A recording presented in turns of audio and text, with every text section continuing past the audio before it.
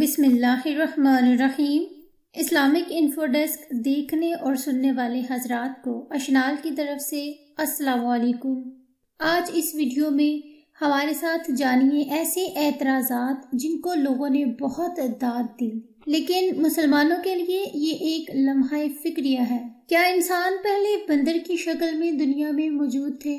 ایک ملحد سائنسدان کی تحقیق کیا اتنی سچی ہے کہ لوگ قرآن پر یعنی اللہ پاک کی بات پر شک اور شبہ کریں؟ وہ تحقیق کون کون سی تھی؟ مسلمانوں کا عقیدہ اس بارے میں کیا ہونا چاہیے؟ ہمارا دین کیا کہتا ہے؟ یہ سب کچھ جاننے کے لیے ہمارے ساتھ ویڈیو کو آخر تک دیکھتے رہیں۔ لیکن اس سے پہلے میری گزارش ہے کہ جو لوگ بھی میرے چینل پر نیو ہیں اور جنہوں نے ابھی تک میرے چینل کو سبسکرائب نہیں کیا، وہ مہربانی سے اسلامک انفو ڈیسک چینل کو سبسکرائب کر لیں اور ساتھ ہی گھنٹی کے بٹن کو بھی دبا دیں تاکہ ہماری ہر آنے والی نئی ویڈیو کا نوٹیفیکیشن آپ کو مل سکے۔ چارلس ڈارون نامی ایک سائنسدان تھا جو کہ 12 فروری 1809 میں برطانیہ میں پیدا ہوا اور 19 اپریل 1882 میں برطانیہ میں ہی اس دنیا سے کوچ کر گیا، مگر اپنے پیچھے ایک نام نہاد نظریہ چھوڑ گیا۔ یہ نظریہ اس کی کتاب دا اوریجن آف اسپیسیز یعنی دنیا میں جتنی بھی مخلوقات ہیں اور مخلوقات کی جتنی بھی انواع اور اقسام ہیں، ان سب کا اصل کیا ہے، یہ کہاں سے پیدا ہوئی۔ اس کی کتاب دا اوریجن آف اسپیسیز 1859 میں پبلش ہوئی، جس کو بہت مقبولیت ملی۔ یہ ایک ملحد تھا، یعنی خدا اور کائنات کے وجود کا انکاری تھا۔ یہ بدبخت اپنی کتاب میں نظریہ پیش کرتا ہے جس نظریے کو اس نے ڈاروینزم یا ڈاروینین کا نام دیا۔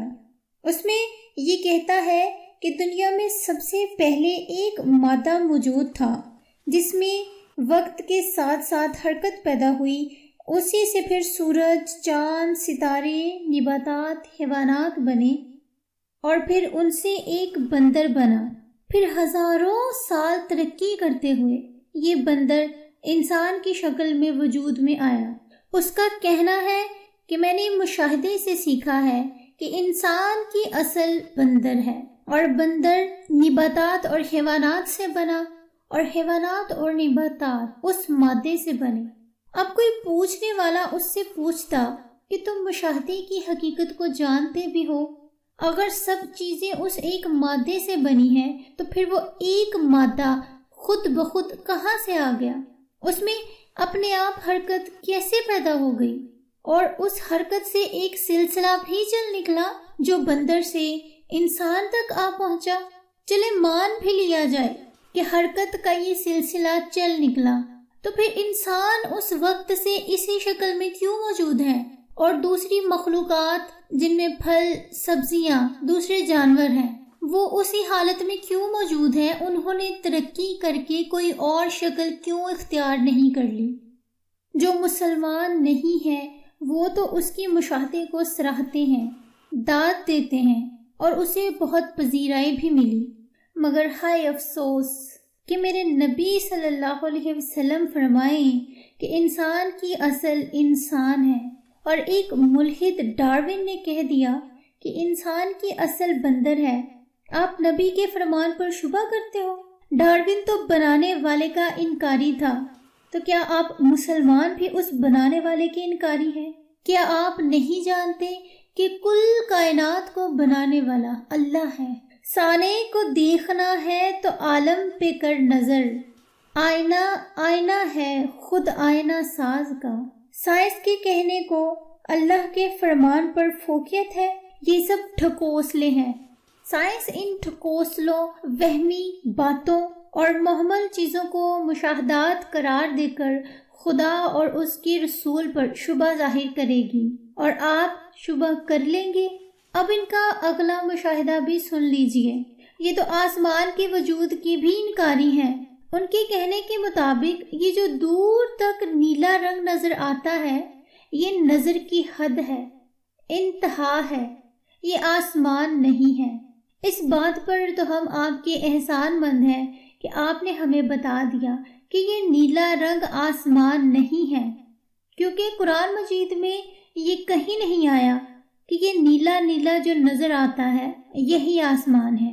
اب کہیں گے کہ پھر آسمان کہاں ہے، جب آپ نے خود ہی کہہ دیا کہ نظر کی حد نیلے رنگ تک ہے، آسمان اس سے کہیں آگے ہے، نظر کی انتہا نیلے رنگ تک ہے، اس سے آگے جا ہی نہیں سکتی، تو پھر آپ اس سے آگے آسمان کیسے دیکھ لیں گے؟ تو آپ کا یہ مشاہدہ بھی غلط ثابت ہوا۔ اب کچھ نام نہاد سائنسدان یقیناً یہ کہنے والے ہیں کہ اسلام میں کوئی بھی چیز سائنس سے مطابقت نہیں رکھتی، اور سائنس اور اسلام ساتھ ساتھ چل ہی نہیں سکتے، اور جو اسلام کو مانیں گے وہ ترقی نہیں کر سکیں گے، کیونکہ ترقی تو سائنس کے بنا ممکن ہی نہیں۔ لیکن ایسی بات نہیں ہے، جو مشاہدہ درست ہے ہم اسے درست ہی مانتے ہیں۔ سائنس کہتی ہے کہ سورج زمین میں نہیں ڈوبتا۔ قرآن پاک میں سکندر ذوالقرنین کا واقعہ کچھ اس طرح سے درج ہے کہ وہ سفر کرتے ہوئے ایسے مقام پر پہنچ گئے جہاں انہوں نے سورج کو کیچڑ اور دلدل میں غروب ہوتے ہوئے پایا۔ اس میں بھی اب غور کرنے کی ضرورت ہے، بھلا ایسے کیسے ہو سکتا ہے؟ آفتاب کیا کوئی جرم عظیم ہے جو کیچڑ، مٹی اور دلدل میں دھنس جائے گا؟ وہ زمین سے اتنے حصے بڑا ہے، تو پھر وہ زمین میں کیسے غروب ہو سکتا ہے؟ یہ تو خود مشاہدے کے خلاف ہے۔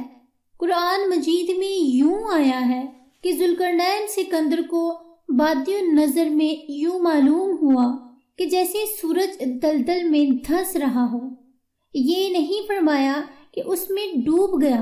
اگر جہاز پر سوار ہو کر دیکھیں تو معلوم ہوتا ہے کہ آفتاب سمندر سے نکلتا ہے اور اسی میں غروب ہوتا ہے۔ اب روز یہی مشاہدہ ہوتا ہے کہ سورج زمین سے طلوع اور غروب ہوتا ہے، اور بظاہر دیکھنے سے ایسا ہی معلوم ہوتا ہے۔ ہمیں اس مشاہدے سے کوئی اعتراض نہیں ہے۔ حقیقتاً سورج زمین میں غروب نہیں ہوتا اور نہ ہی زمین سے طلوع ہوتا ہے، مگر افسوس تو تب ہے کہ قرآن اگر ریاضی کے مسئلہ فیثاغورس کے قول کے مخالف ہو تو قرآن پر مشاہدے کے خلاف ہونے کا شبہ ہوتا ہے، مگر فیثاغورس کے قول خلاف واقعہ ہونے کا شبہ نہیں ہوتا۔ اسلام کی عظمت دلوں سے جاتی رہی۔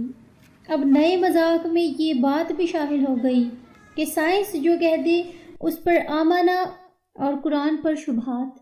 جن مشاہدات کے خود کے سر پاؤں نہیں ان کو ہم کیوں تسلیم کریں؟ آپ کا مشاہدہ ہے کہ ہر چیز ایک مادے سے بنی، تو وہ مادہ کہاں سے آیا؟ اس مادے میں حرکت ہوئی جس سے مختلف قسم کی مخلوقات نے جنم لے لیا، تو اس مادے میں خود سے حرکت کیسے پیدا ہوئی؟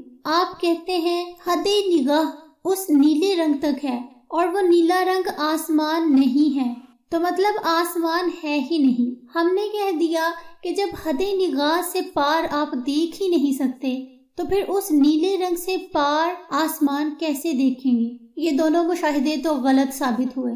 اب سائنس نے کہا سورج زمین میں نہیں ڈوبتا، یہ مشاہدہ ٹھیک ہے، ہم اسے تسلیم کرتے ہیں۔ قرآن میں بھی یہی فرمایا گیا ہے کہ سورج غروب ہوتے ہوئے معلوم ہوتا ہے، حتمی جگہ نہیں بتائی۔ آپ کو آج کی ویڈیو کیسی لگی؟ اگر آپ کو کوئی اعتراض ہے یا آپ کوئی چیز پوچھنا چاہتے ہیں تو ہم سے پوچھ سکتے ہیں۔ کامنٹ سیکشن کے ذریعے ہمیں اپنی آراء سے آگاہ کریں، ہم آپ کے کامنٹس پڑھتے بھی ہیں اور رپلائی بھی کرتے ہیں۔ اگلی ویڈیو تک کے لیے اللہ حافظ، دعا میں یاد رکھیے گا، فی امان اللہ۔